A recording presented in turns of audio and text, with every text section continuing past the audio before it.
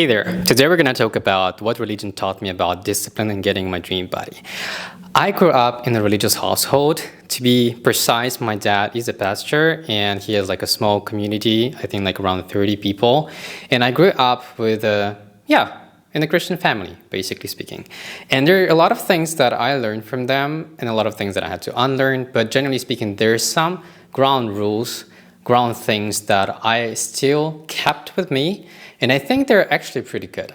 I have my own journey with religion at the moment, but I will never say that they're nothing good about it because I think there's plenty of it. And yeah, so we're actually going to talk about that. First, faith means believing in something before you can actually see it. Me talking about it, I feel like so emotional at the moment. I don't know why, because it's a part of me that I don't really talk about a lot. But yes, so faith means believing in something before you can actually see that. And I think you can apply it to so many areas of your life, especially if we talk about working out and sports. Because at the very beginning, when you just start working out, and working on yourself, you might not see any differences. And maybe like in the first week or even two, because you just learn. You learn how to do the right technique, you learn how to use the machines, how to hold the weights. Probably your nutrition is not on point yet, so you're not there to see the results right away. But you have to keep showing up. You have to keep doing things in belief that there is something else and you believe in it even though you don't see any differences, you don't see any results. The same thing is like when you start working on something else and you just keep doing it, you're pushing for it and you objectively can see that nothing changes, absolutely nothing, but you keep showing up. And of course, it doesn't have to be something ridiculous where like it's absolutely not your thing, but if it's something that you really believe in and you want to get better at, you just keep going and you keep pushing for it. I have so many situations where like I thought I'm not sporty. That's the thing. I thought I'm not good at it and I didn't see great results and I just kept showing up and it just worked out at some point. The second thing, it is fasting. I always had my journey with fasting and I actually never properly did it. But I do understand the fundamental idea behind it. My dad is actually like, I think pretty good at fasting. I mean, he's a pastor. So the whole idea is you say no to something for a better connection and for a greater purpose. So in this particular case, you say no to food, right? And to your body for a spiritual connection. And I think it's the case where you can do it a lot of times for your goals and for the things that you want to achieve. And again, I'm going to take example of working out, right? So especially nutrition, because like I am a person who counts calories. I understand how many calories I have to consume to get to a certain weight and body fat percentage. And it is the thing where sometimes you just say no to specific foods to get to your goal. It doesn't really have to be specific foods even. Like I'm more about of approach like you can eat anything you want as long as you get like to your calorie plan. But in reality, like you still have to say no sometimes because like, for example, I want to eat a burger and I will eat the burger today because like I live my life, I still want to live it to the fullest.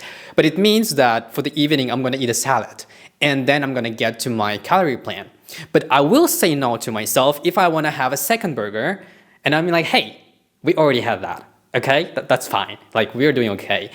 You got what you wanted, now eat a salad. And this is the case where you say no to things because you have a greater purpose. And I think the whole idea, like for me and my life, you always have to decide between the things that you want right now and the thing you want the most. And that's the thing that you have to actually work on. My camera is dying. What the hell? Anyways, let's see how long it's gonna last. I think this is where I really understand the concept of fasting and I took it with me even though I never did a proper fasting, but I've seen it and observed it and I think it's actually a cool thing. The third thing is faith is dead without action. And I really like that. And I think it's something that a lot of people, especially religious people and people in faith, forget about. They really forget about it because they're like, I'm gonna pray for you.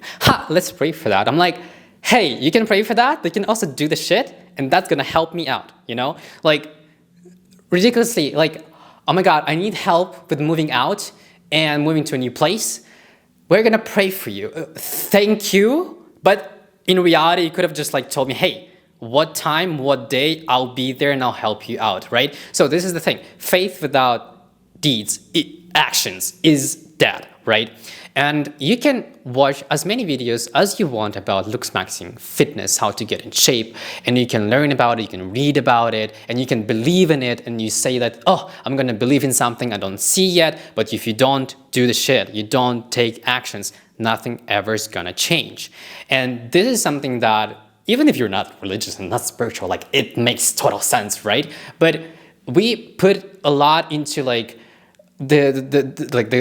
the settings, or like where people tell you, oh, but you just have to believe in it. You have to manifest it. You have to like tell the universe you want it. Sure, you do that, but then you do the shit, right? Like it's the same thing as like, if you want to catch the bus, you pray to catch the bus and then you run as fast as you can. It's not enough to just pray for it and then walk there thinking it's gonna wait for me. It's not gonna wait for you. Like you gotta run, right? And if you don't catch it, that wasn't your butt, but that's another story. So this is something that I took with me, and this video is a little bit shorter than my other videos. And it's good, like, because it's not because of the camera, it's because I had only those 3 points, but also good because I don't really think I wanna talk about religion that much yet.